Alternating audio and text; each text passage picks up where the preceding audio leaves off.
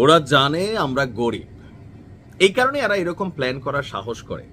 আর আমাদের মতন গরিবরা এই ধরনের সুযোগ পাইলে আমাদের মতন দেশের সরকারও এগুলো নিয়ে প্রাউড করে। কিন্তু টাকার জন্য বা টাকার লোভে অন্তত এই ধরনের মিশনে কোনোভাবেই যাওয়া উচিত না, কোনোভাবেই না। এখানে ট্রাম্প বা আমেরিকা বেসিক্যালি তাদের যে পরিকল্পনাগুলা বাংলাদেশ সেনাবাহিনী নিয়ে এই মুহূর্তে খুবই ষড়যন্ত্রমূলক আমার কাছে মনে হয়েছে। কেন বাবা, তোরা না পৃথিবীর সবচেয়ে শক্তিশালী সেনাবাহিনী, তো তোদের লোক পাঠা, আর পাঠাবে আমাদের সেনাবাহিনী, নৌবাহিনী, বিমান বাহিনী। ইভেন আমরা এগুলোতে যাব কেন?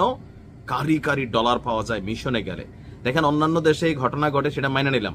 এরা নিজেরা সারা পৃথিবীতে ভেজাল লাগাইয়া পরে যে গরিব রাষ্ট্রগুলা থেকে মিশনের নাম দিয়ে অনেক সেনা অফিসারদেরকে নিয়ে যায়, আর আমাদের তারাও যায়। একদিকে ভালো, কিন্তু আরেকদিকে পুতিনের মুখের সামনে পড়া, এটা ভাই ভিন্ন হিসাব। ইউক্রেন নিয়ে নতুন একটা পরিকল্পনা করছে আপনার আমেরিকা। খুব শীঘ্রই হয়তো যুদ্ধটা বন্ধ হবে। বন্ধ হওয়ার পরে একটা জোন তৈরি করা হবে, বাফার জোন। এই জোনটা একটা নির্দিষ্ট এরিয়া কয়েক কিলোমিটার নেওয়া হবে। সেইখানে পাহারা দিবে কে, দায়িত্ব পালন করবে কে? বাংলাদেশের সেনাবাহিনীকে চয়েস করা হয়েছে এবং সৌদির। তো সৌদিতে আসলে সৌদির নিজস্ব লোক সেনাবাহিনীতে কাজ করে কিনা আমি জানি না, বা সেখানে সৌদি যাবেও কিনা, কিন্তু বাংলাদেশ যাবে। আচ্ছা, প্ল্যানটা শোনেন। রাশিয়া এবং ইউক্রেন যে যুদ্ধ চলছে সেটার অবসান নিয়ে ট্রাম্পের পরবর্তী পদক্ষেপ কি তা নিয়ে একটা ধারণা সামনে আসছে, যে যুদ্ধবিরতির পর দুই দেশের মাঝখানে গড়ে উঠতে পারে একটি বাফার জোন, আর সেটির নিরাপত্তার তত্ত্বাবধানে নেতৃত্ব দিতে পারে যুক্তরাষ্ট্র।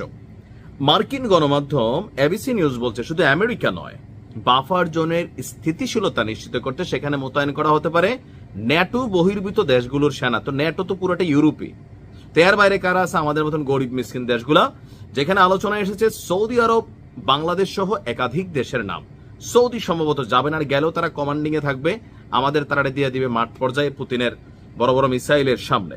প্রতিবেদনটি বলছে পরিকল্পিত বাফার জোন হবে এবং একটি বৃহৎ নিরস্ত্রীকরণ এলাকা, যাতে রাশিয়ার ভবিষ্যৎ আগ্রাসন ঠেকানো যায়। সৌদি কিংবা বাংলাদেশের সেনাদের অংশগ্রহণ সেই নিরাপত্তা জোরদার করবে বলেই মনে করছে যুক্তরাষ্ট্রের নীতি নির্ধারকরা। বাংলাদেশ সেনাবাহিনীর সুনাম আছে দেশের ভিতরে। আমাদেরকে এখন মানে ইতিহাসের সর্বনিম্ন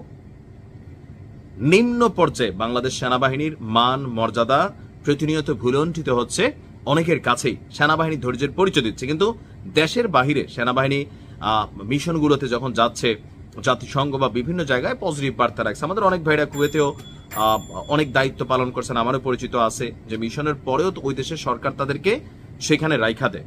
তো এগুলা দেখা বা সামহাও মনে করছে যে বাংলাদেশ গরিব রাষ্ট্র, সেনাবাহিনী মোটামুটি আছে ভালোই, সাহসিকতাও আছে, তো পাঠাই দাও রাশিয়ার আগ্রাসন ঠেকাইতে, মানে ইউক্রেনকে নিরাপত্তা দিতে। কারণ ইউক্রেন থেকে রাশিয়াতে হামলার পরিমাণ বা সংখ্যা খুবই জিরো। রাশিয়া যে কোনো সময় আবারও ধুচাবে।